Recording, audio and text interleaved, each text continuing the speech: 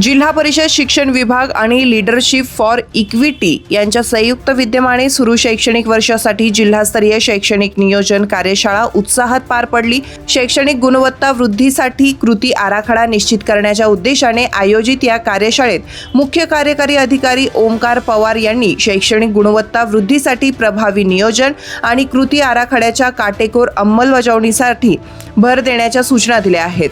जागतिक बँकेच्या टेक टूलच्या माध्यमातून प्रभावी वर्ग निरीक्षण करणं, निपुण महाराष्ट्र अभियानात नाशिक जिल्ह्याला राज्यात प्रथम क्रमांकावर नेणं, PGI क्रमवारीत राज्यातील पहिल्या 3 जिल्ह्यांमध्ये स्थान मिळवणं, शिष्यवृत्ती आणि नवोदय परीक्षातील यशाची टक्केवारी वाढवणं तसेच सविस्तर प्रकल्प अहवालातील 6 प्रमुख उपक्रमांची अंमलबजावणी करणं अशा सूचना देण्यात आल्या आहेत। प्रत्येक तालुक्यातील गुणवत्ता निर्देशांक, निपुण महाराष्ट्र अभियानाची प्रगती, शिष्यवृत्ती आणि नवोदय परीक्षाची तयारी, शाळानिहाय उद्दिष्टांची पूर्तता तसेच कृती आराखड्याच्या अंमलबजावणीची सद्यस्थिती यावरही चर्चा करण्यात आली।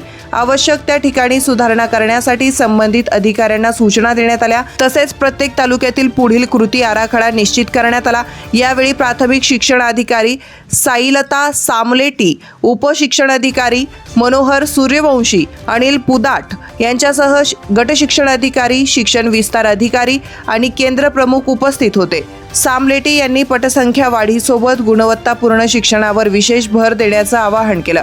कार्यशाळेदरम्यान इयत्ता पहिलीच्या विद्यार्थ्यांसाठी राबविण्यात येणाऱ्या विद्या प्रवेश या 12 आठवड्यांच्या शालेय तयारीचा कार्यक्रम शुभारंभ करण्यात आला। तसेच लीडरशिप फॉर इक्विटी संस्थेच्या प्रतिनिधींनी शिक्षक केंद्रीय शैक्षणिक व्यवस्थापन, अध्ययन, निष्पत्ती सुधारणा आणि शैक्षणिक गुणवत्ता वृद्धीसाठी राबविण्यात येणाऱ्या उपक्रमांचं सादरीकरण केलं।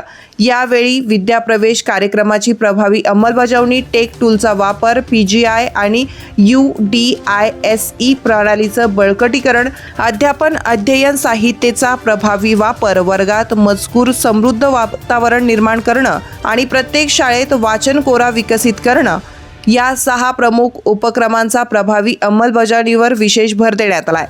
तुमच्या भागातील प्रत्येक बातमी पाहण्यासाठी तसेच अशाच ताज्या आणि विश्वासार्ह घडामोडींसाठी उत्तर महाराष्ट्र न्यूज नेटवर्क सोबत जोडलेले रहा।